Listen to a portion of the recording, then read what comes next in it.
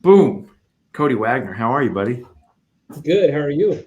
I'm good. I'm like about frazzled out. I got too many things going on at one time, and I'm just like I'm happy to be here and getting a chance to relax for once. Nice. Yeah, yeah. Hey, you got some RC cars back there. Those are nice.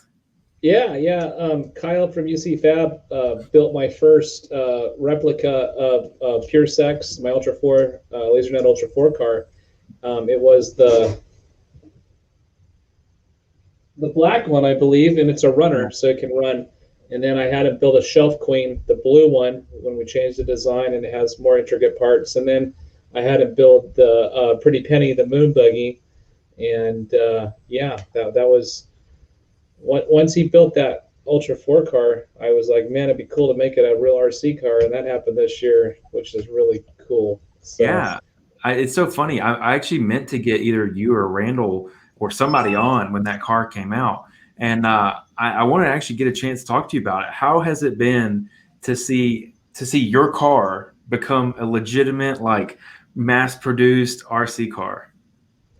bucket list, we'll definitely call it that. I've been wanting Yeah. to do it for years, and it it was cool, going through the whole process of design of actually making a chassis and the whole thing. What they did is they actually took an existing platform, the Tenacity platform, Hmm. and then took that and modified it from there. So that was interesting how they did that. And the whole goal behind the car was to make it look as similar to the full scale car as possible, because to me it was just a really cool design. And to this day, no one's really had, in my opinion, a sexier or cleaner or just all around beautiful car. I mean, there are cars out there that are really neat and cool, but this car still, you look at it and it's pretty wild.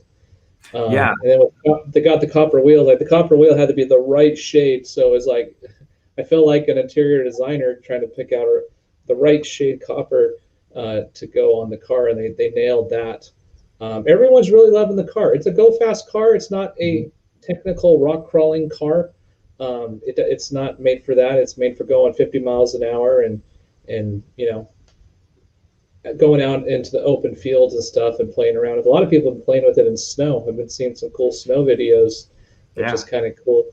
But it would be cool. A lot of people, everyone loves it. It's a great car. They're back ordered, which is crazy. I can't believe how many people want an RC car, Yeah. and hopefully they can make more this year and we can sell more of them.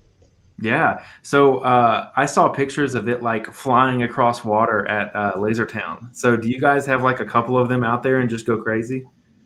Yeah, we have a few out there. Last time I played with one was actually probably a few months ago.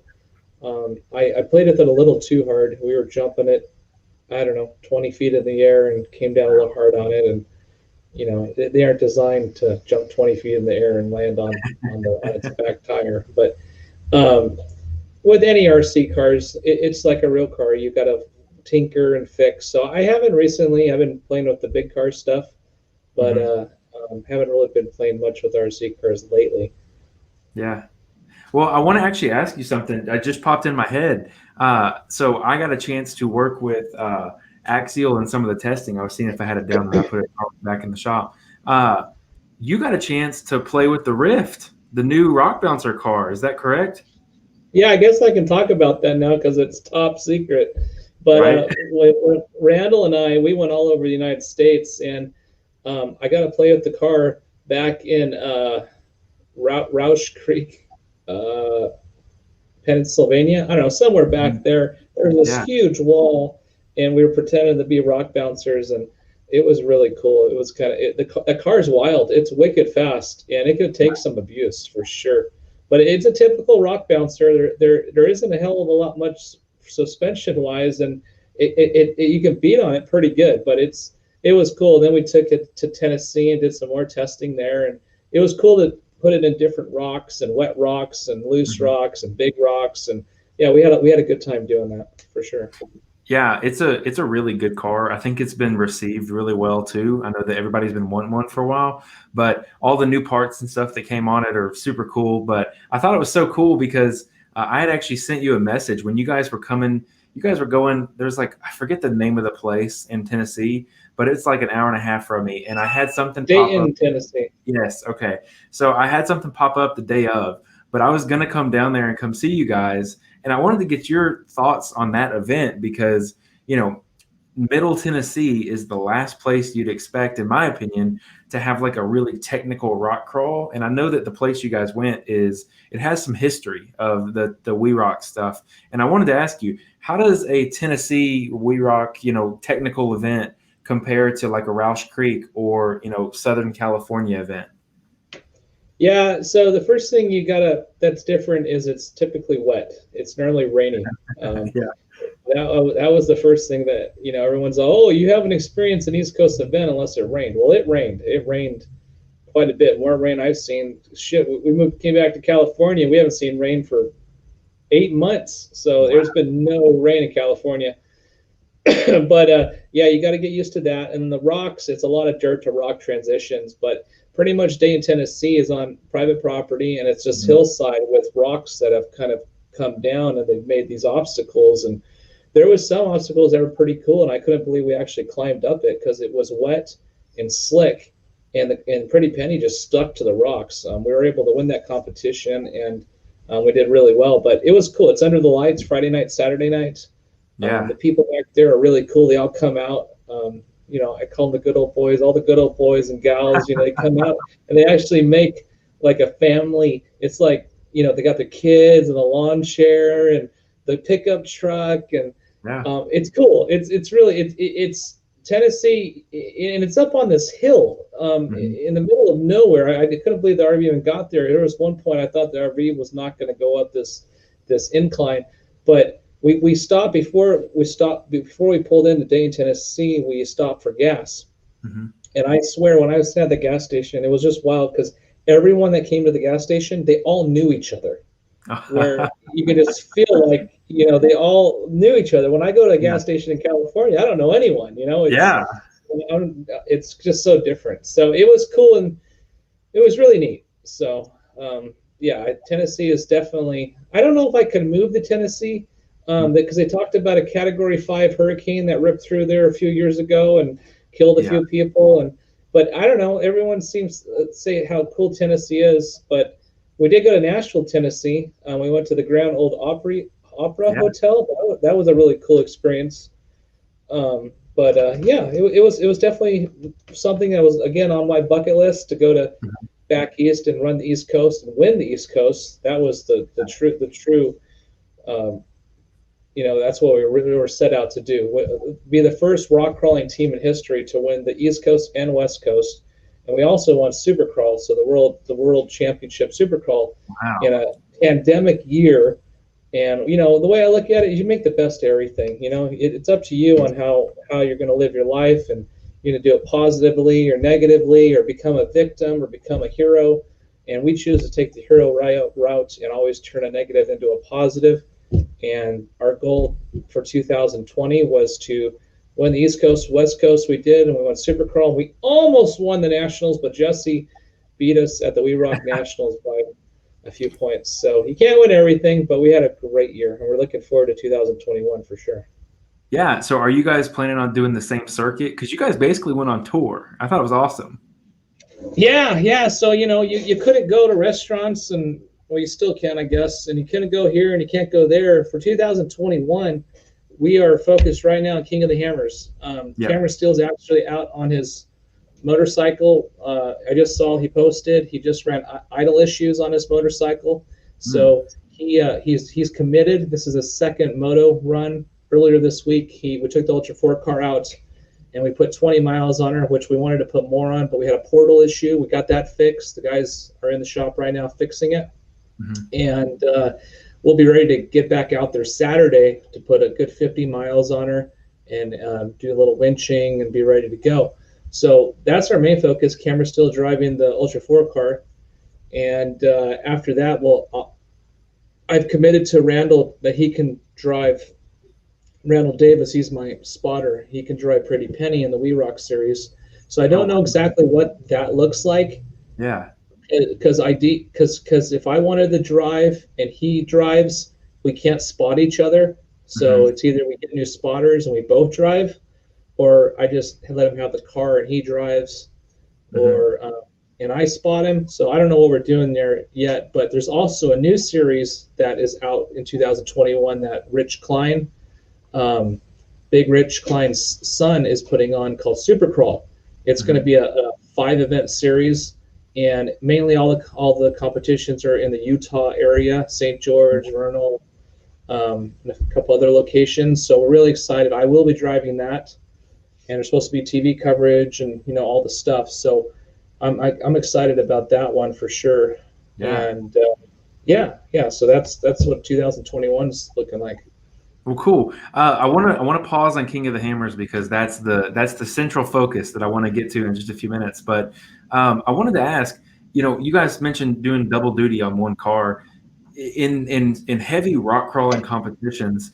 Is there the severe breakage, like rock bouncers, for example? You'll have guys that will run the same machine, in the same day, but basically whoever owns the machine gets to go first in the event that something breaks, and so on and so forth. Is that a common occurrence in those technical rock crawling events?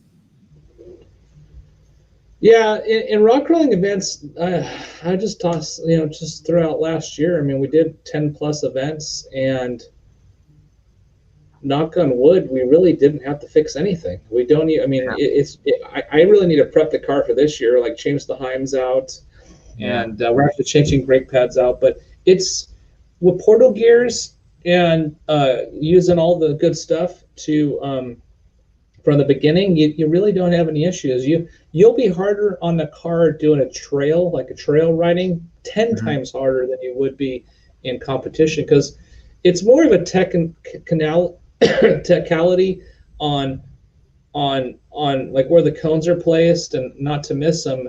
It's not Mhm. necessarily the hardness of they don't really put extreme crawling, so you're not as hard on the vehicle. Does that make sense? Yeah, yeah, it does. Because More like your I was just going to say that I always wondered, did they put you on, every 90 degree, in wedge that they can, or is it just maneuvering? They make the path of the maneuvering It's more that much more. maneuvering. Okay. Yeah, they're not trying to break you. They aren't trying to roll you over. It's more of just because if you have to roll over, then you got to have the recovery, and it's Right. a lot more work. And then if you have top tier guys up here, and then you have another tier guys or gals down here, then it makes it harder for those teams that are down here to want to come and compete against the teams that are up here. So Yeah. it's really a balance on how hard to make the obstacles, because you can make them so hard that one or two people out of the 12 will finish it, but then you might not Mhm. want people that want to come back to even compete. Yeah. So Yeah. they really We Rock has really Rewalk has really made it more technical, which I love. Mhm. Technical rock crawling. That's Yeah. that's just what I do. I mean, I'll do the big stuff too, Mhm. but the technical part is definitely where it is, which saves the rig. So if you're able Yeah. to go to a win all year and not have to put thousands of dollars of new parts in, you're going to have more Yeah. competitors that can go to the event. Yeah, and I mean, that makes it, if I'm someone who's looking to get into that, so I'm on this big technical rock crawling kick right now, and I've been watching videos, playing the video games, doing all kinds of stuff, having a blast, and hearing the resulting damage just throughout the life of the car is typically a little lower than a 4400 car or a Brock Bouncer or something like that. That would make me more inclined to spend more upfront and get a better platform from the get go, because I'm, buy once, cry once type mentality. Because, I was never sure if the courses that they have y'all run were that detrimental to the car, because I've seen some of the places that y'all get in, and man, it's amazing where those cars can go. So that's why I asked. And what's cool about We Rock is they actually have a sportsman class. So if you're listening to the show and you're like, man, I really want to go do a rock crawling competition, you don't have to go against the pros that are in the pro class. You can Mhm. go into a sportsman class, and their courses are fairly easy. You can have fun, and you can get your feet wet. It doesn't cost as much Yeah. to enter. I mean, it's legit. It's where you want to start, and then at that point, you can decide, if it's for you or if you like it, or if cone dodging, as they call it, is something you want to do. Yeah. And another thing which I offer, and I'm not making any money. I don't charge people, but if anyone ever wants to come out to Lasertown, you're more than welcome to come out there. I got rocks on my property now, and Yeah. I actually show teams what I know about rock crawling. And the more people that get exposed or get the bug or want to go, as I call it, the most fun you'll have at 1 mile an hour. It's like I say, it's boring to watch, but when you're in the car and you feel like you're going to flip over or go, it's a lot of fun. But I definitely love helping people and showing people, what the rigs are capable of doing. And a lot of it has to do with communication. I had a father-daughter team come out a couple months ago and was showing them, and they did really, really well. And I think they learned a little bit. They had some car issues, so it was short-lived, but it was fun for sure. Especially when you let them drive Pretty Penny, something that they've never driven before, and that they really get excited about that. Yeah, I would imagine so. So that leads me to my next question is I've seen you guys going out to the Hammers, and you have a trail car. You have one of the red dot cars. And I wanted to ask you because I've seen there was one that was for sale in Texas, and the price tag was, higher than what people would have expected. And I wanted to ask you, and I said the same thing to Lauren Healy. In your opinion, what makes those cars so worthy, I guess is the right way to phrase that? Yeah, I don't know if there's anything that makes those cars so worthy, but it's a beautiful car. It is one of the nicest built cars ever built. It's fully chromoly, complete. Everything's TIG welded. Parts alone on the car are $120K. So if you were to go out and build a brand new red dot, you're going to spend $120,000 in just parts. That's not assembly. That's not the labor to put it together. But it's an expensive car. Is it worth price tag? It's all into what, how much you want it and what you want to get. That car in Texas, actually, I still have my eye on it. I think my dad would love that car. So the price keeps dropping, which isn't good for the red dot I have. But it's just a cool car. It's a good all around, easy to get in and out of, professionally done. Definitely Kevin Carroll, bless his heart, he's in the better place now. He proved that car was legit and it can do things that I will never do, or go because he was a little nutty, on the stuff he did, but that's what made him Kevin. And it's just a really nice car. He's made it quite a cult following of the people that like those cars and use the car, and it's just a really nice, well built. It's not a typical rock crawler. Typical rock crawler is you kind of got a budget and you kind of scrim and scrape, and you don't have the best parts and the best everything, where this car does. Yeah, understood. So on your trail car that you have, you were undecided on a color scheme. I think you had a really glossy purple and a nice rich blue color on the other side on your panels. Have you chosen a color yet? No, I actually haven't. I kind of like having two different colors. I got a black hood with chrome blue scallops, and then I got purple on one side and blue on the other, and I also have red. I know it's not going to be red. Randy actually, Slauson his wife just came out, has a red car, so I don't want it to be red. But I like the blue, and I don't know, all the guys do these really cool wraps. I probably should do a really cool wrap like all the other red dot cars do. I just haven't got around to it, but I love my red dot. We're actually going out Saturday and doing this trail called Screwdriver Bloody Mary at the Hammers, and it's one of the legit badass trails at the Hammers, it's just so much fun. It's such a cool car. I was contemplating, maybe I should take my moon buggy, but it's just, you can't put someone in a seat. The best part is putting someone sitting next to you doing this trail that you can't even walk.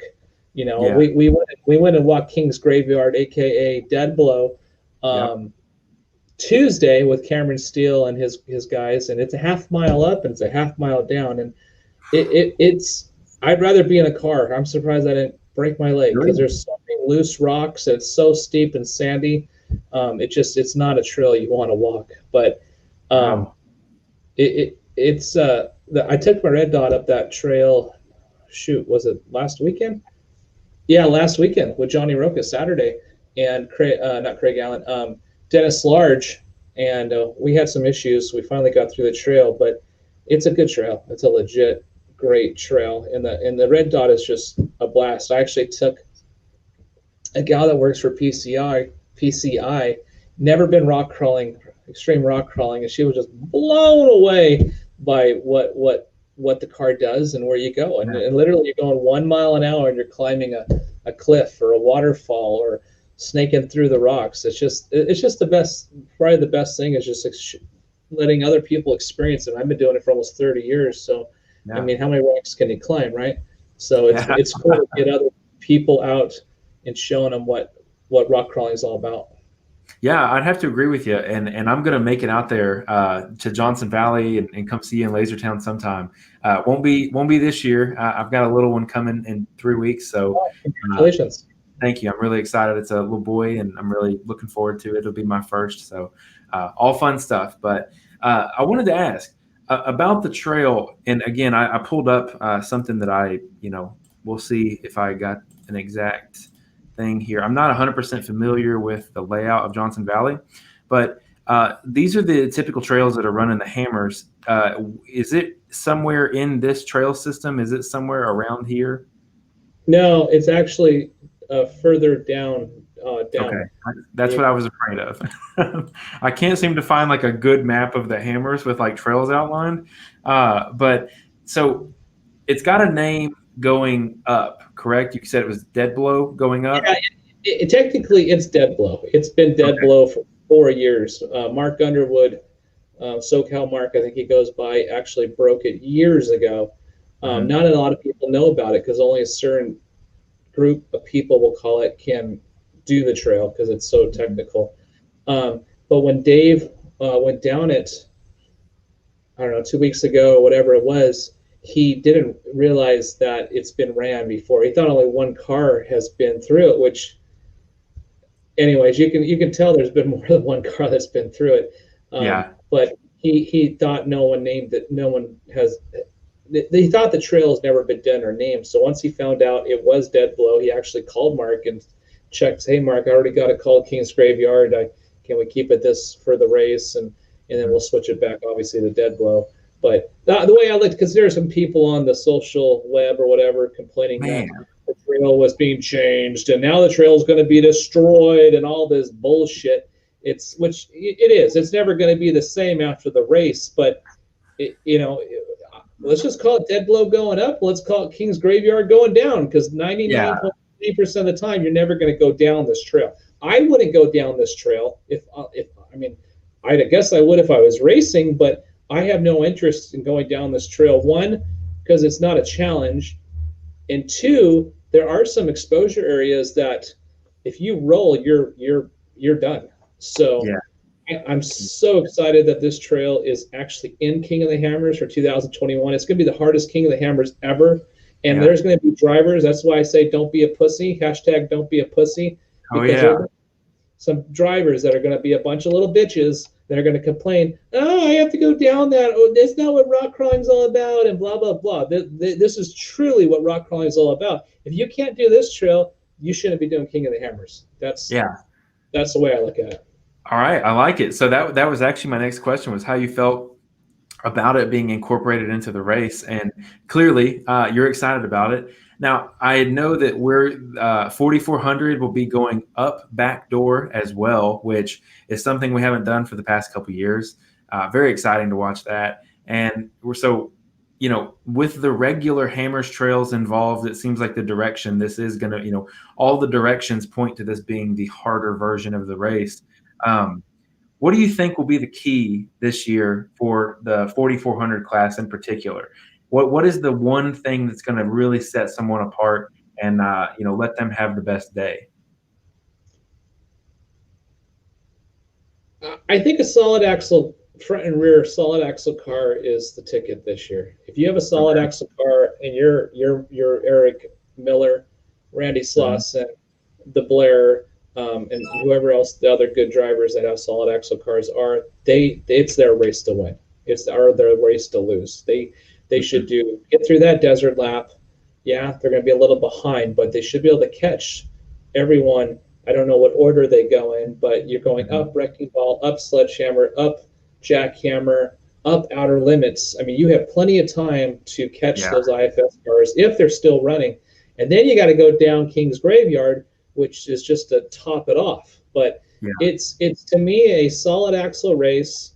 I predict that only it'll be two people, two-seater. It will not be a one-seater or one person driving. Will not win with the race. Now, do Whereas, you say that because of the winching that's going to have to happen in the correct, race? Okay. correct, because of the winching that's going to have to happen, and King's Graveyard, you really need a spotter. You almost need a spotter outside the car to guide you down, so you don't end up, off the trail. Which, Yeah. How exciting. yeah, it's pretty. It's going to be very, very, very exciting. And the other part on King's Graveyard, if someone rolls in a couple particular areas, the trail's done. There's no going around them. So they either got to drive over them or help them get off the trail. So it's going to be really interesting. Definitely going to be Yeah. interesting.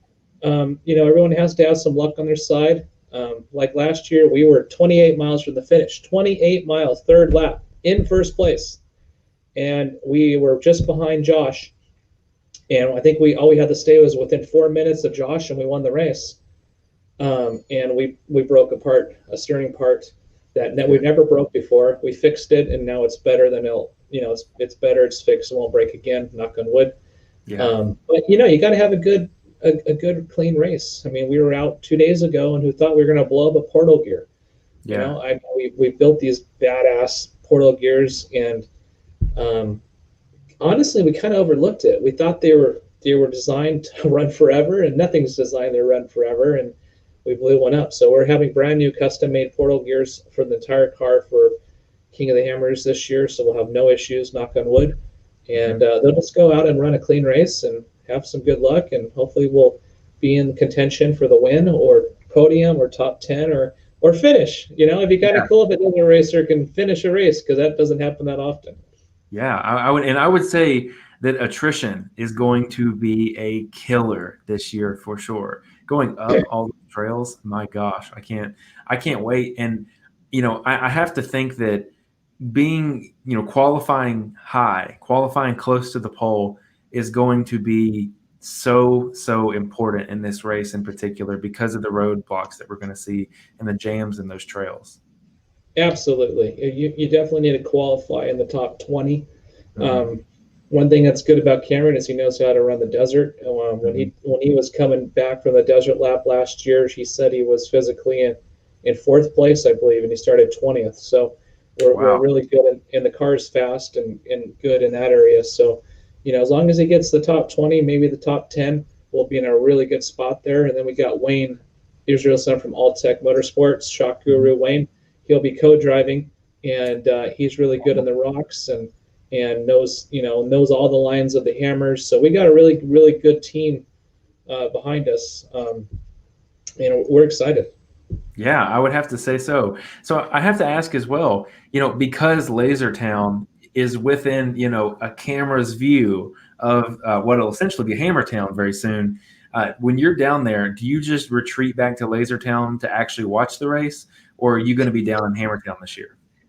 I will be at Lasertown. So I last year was really cool. We were in the great room, we call it, and we have the TV with the live coverage Hmm. from the internet, and then I was on radio over here talking to the Cameron and the pit crew, and then we had the tracking on another computer. So I mean, it was really neat to be able to see all three of them. I Yeah. think we're definitely going to have someone that actually tracks where Cameron's at with other drivers. That's one thing we've never really done. I know Jason Shearer and other top drivers do that. But I've decided that I'm going to be the main guy on the radio, and telling them what we need to do and because we had a little bit of confusion last year on, oh, where's this guy, where's that guy, and it got in the driver's head, and I don't think that was probably the best thing, and no one was really making a decision. So this year I'm definitely going to be that guy to make decisions and tell them what, let's push harder, slower, be conservative, do the whole thing. So that's my role. But yeah, I'll be at Lasertown. I'll be in the room, and we pretty much outside looking in, managing the race.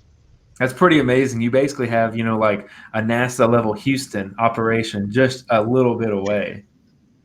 It's really cool. We actually, it's going to be neat this year too, because there's also, teams want to not necessarily be in Hammertown. They want to get out, especially with, everything that's going on. So we have some really cool teams that are staying at Lasertown. A few monster athletes. So it'll be cool. It's just kind of neat. It's going to be fun for sure. Knock on wood, the race happens, and there's no issues, and we are able to do some racing. Yeah, I know. Of course, it's the hot topic of the year is the virus's effect on everything, and I have to having the race is its own achievement on its own, and I really hope that we don't get to the last week or so and then something changes in how things need to go, or the management or government or something like that. So fingers crossed for us too, because everybody on the East Coast, those who aren't going, who have purchased the upgraded live feed, which I'm super excited about. I was all super on board for cockpit views and helicopter views, all that kind of fun stuff. Very excited about that. It does not behoove anybody to wish ill on anybody. So I'm excited. I'm glad that they're making it work. I'm glad that Lasertown is open and letting, more people come in, have a little bit of a different operation going. So that's encouraging as well. I want to ask you, there's some special events that go on during Hammers Week. Outside of racing, you have the bouncer shootout. And this year we have the coronation. Do you want to tell us a little bit about how that came to fruition, what you did in coming up with this, and what role you played? Yeah, so over the years, I've always wanted to do a rock crawling event at King of the Hammers, because the way the whole King of the Hammers is about rock crawling, and it's turned in over the years to, I would say, non-extreme rock crawling. I mean, all the trails now have bypasses, and it's just not the same as it was back in the day. So a lot of people don't even know what extreme rock crawling is. So I really wanted to bring that to King of the Hammers, and this year we're actually bringing it. And instead of cone dodging, which is again boring to watch, we're going to do a trail breaker type event that Trail Hero puts on a Sand Hollow. It's going to be like pendants, and you're going to start at one position. You're going to have so much time to get through through the entire course, and whoever gets through the course wins, I guess we'll say it. The whole goal of it is just to show an expedition of what extreme rock crawling is. So what we're thinking is that when you're watching the shootout and the guy flips over and there's nothing to watch for 30 minutes and they talk about nothing, we can paint over here to extreme rock crawling, showing the guys climbing stuff that a rock bouncer can't do, razors can't do, only a all-purpose built rear steer portal moon buggy can do, climbing these huge boulders. So that's just showing people what rock crawling is all about, and what rock crawlers can do, and what the sport's all about. So are they going to be doing it at the same time as the shootout, or are they on separate nights? It's the same night. So when the shootout's going, we'll be going, and we might be going at the same time when the shootout's going, or when they're doing recovery or whatnot. So they'll be, you'll see a guy go shoot up the hill, and then half the time they're flip over and recovering, right? I mean, that's where most of the time goes. Then the other part, they'll pan over to us climbing some big boulders and doing another part. I don't see how it all works out, but it should fill the void of the downtime. Yeah, I would have to agree with you. I know that that's a big debate on the East Coast right now with all of our rock bouncing leagues. In the past couple of years, rock bouncing has moved to like a short course style with like a big hill at the end, and people are always up in arms about, oh, we want the hills to be harder, but then you have the recovery time, and when you've got trees involved, it gets complicated, just like it does when you've got big boulders involved. So I think it's really cool that you guys are doing a tandem run, but I hope with the premium live feed that I've got, I hope that I'll have the option to watch just you guys if that's an option as well. Or I hope that you guys are kind of, in the same shot, because I don't want to miss out on what you guys are doing. Again, I'm on a technical rock crawling kick right now, and I'm really looking forward to it because I've been watching your live feed videos on Instagram. I like watching all the things that you guys are doing because we can do that out here. But if we go to our local park, if I were to build a moon buggy, for example, it's not that it's worthless to me out here, but there's the environment's not as conducive, I guess is the right way to say it. So I think it's really cool to kind of have the two totally different beasts right there. And I'm like I said, I'm just really interested in watching it. I'm very excited about Yeah. it, and it's going to be really cool. I'm glad that they're putting more things in.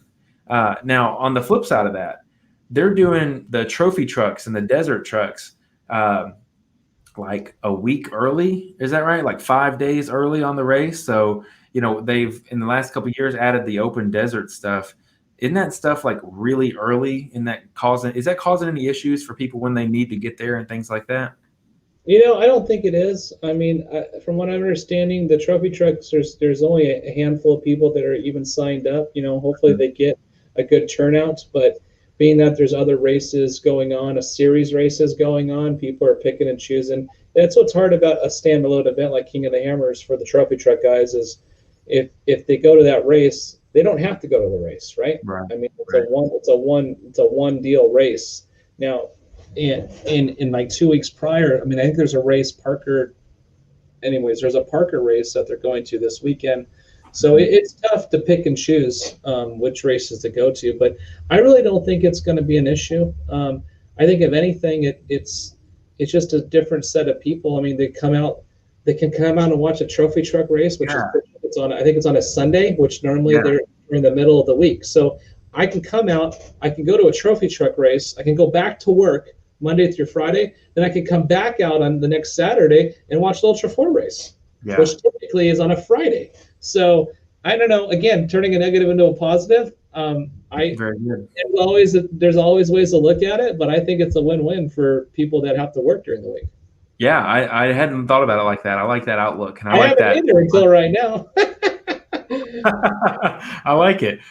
So let me ask you this: you have stake now in the Coronation? You've had stake in the 4400 class. Is there ever a desire to enter the UTV stuff, or is that just kind of not your flavor?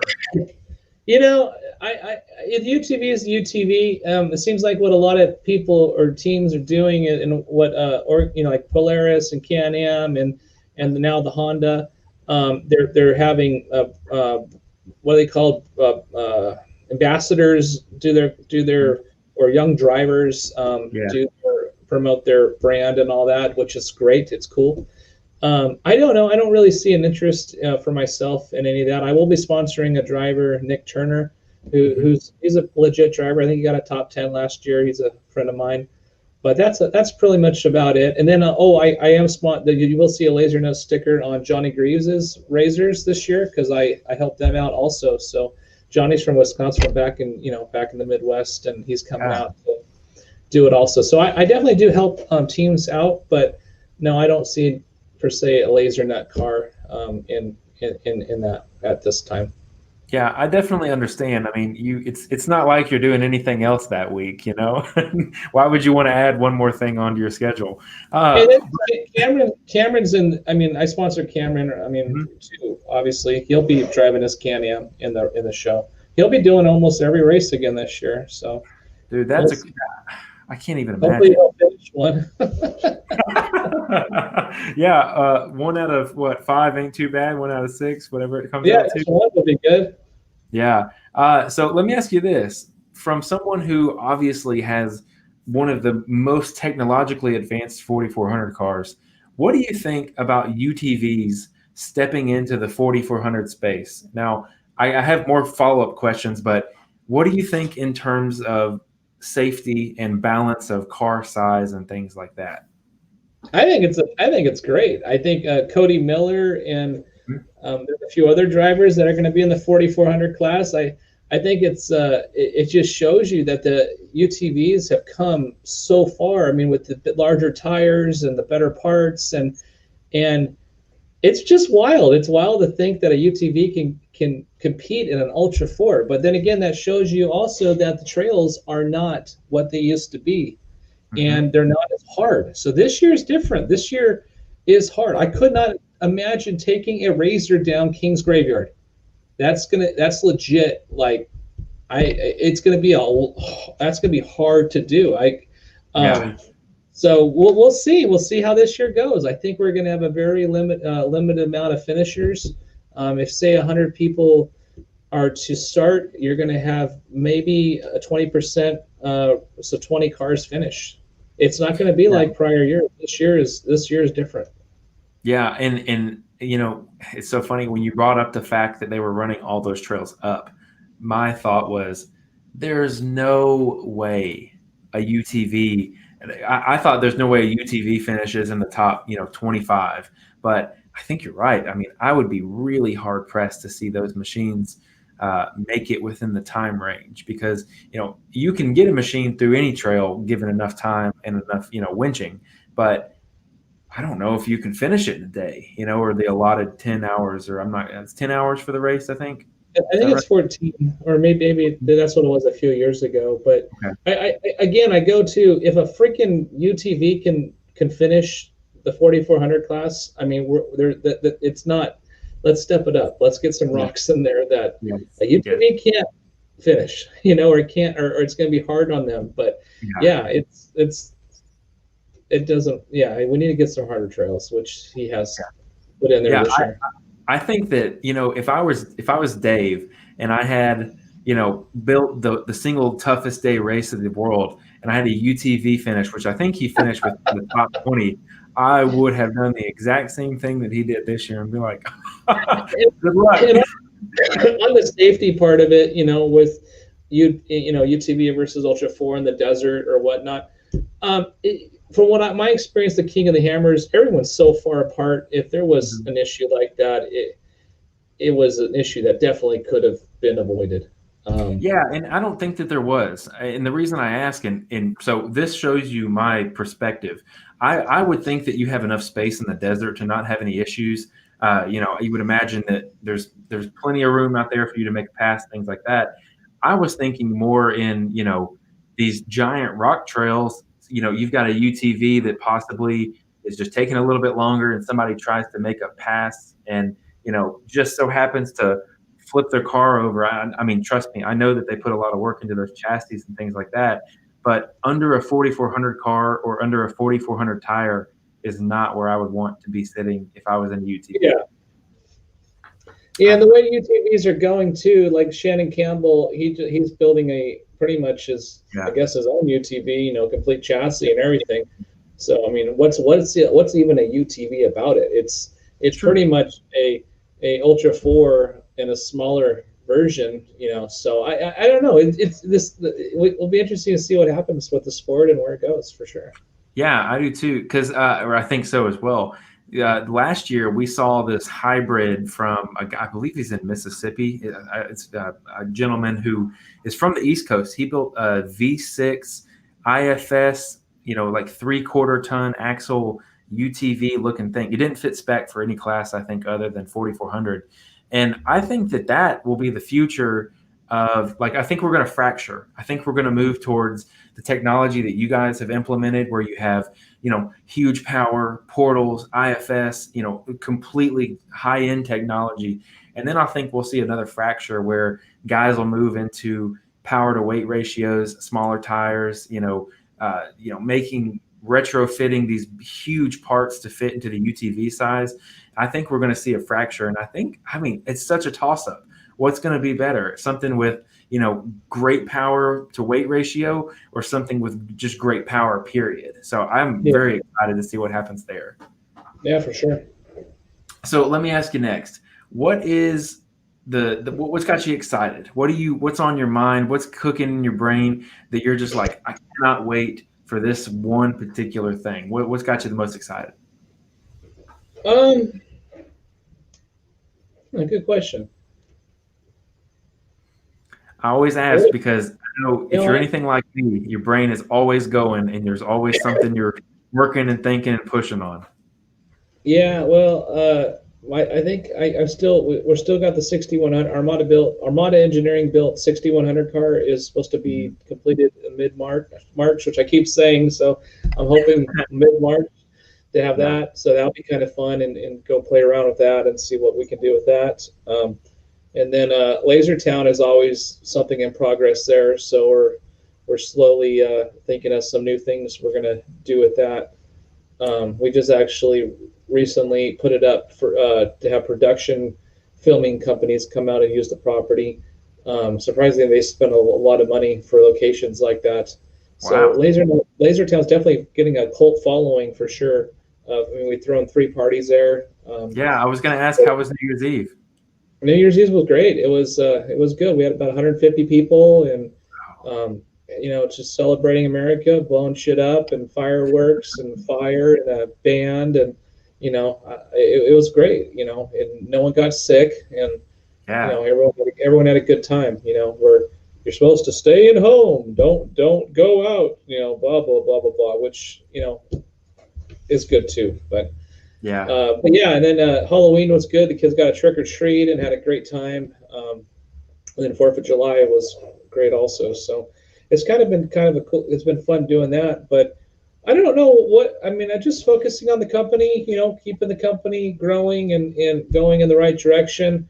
And yeah, just looking forward to that car and hanging out with the family and maybe go on vacation. I haven't been on vacation in almost a year, so it'd be kind of nice Yeah. to maybe get out of the country or do something.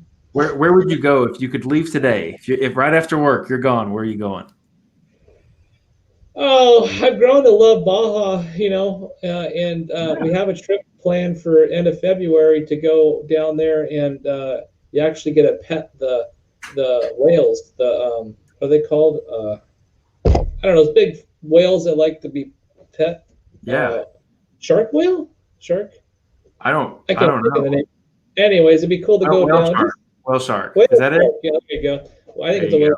go. Big, huge things. And Yeah, that's amazing. that'd be kind of cool to do. Never done that with the family. So yeah, just do something. Yeah, well, that's exciting. I know that hopefully 2021 will be better, and Yeah, with all the vaccine and all that fun stuff, that I hope that everyone kind of lifts some stress off their shoulders, takes a breath, and realizes that we're gonna press on, we're gonna go forward, everything's gonna be okay, and I'm absolutely, excited. absolutely. Yeah, absolutely. Well, Cody, was there anything else that you wanted to chat about? We're just barking on an hour here, and I pretty much got a chance to ask you everything I was curious about. Yeah, we're just excited for King of the Hammers 2021, and we're ready to get out there and make some dust. Yeah, Laser, if anyone's listening and using a laser cutting, laser nut, that's what we do. We'll cut anything that you need, and from 1 part to 1,000,000 parts, ideally 1,000,000 parts. But wow. yeah, we love laser nut and what we do here, and yeah, if you want a laser nut low C RC car, we Horizon Hobbies, you can buy one at any hobby store. It's a really cool car and a lot of fun to drive, and yeah, just enjoying life. Yeah. So, where can people find you on Facebook and Instagram if they want to keep up with you?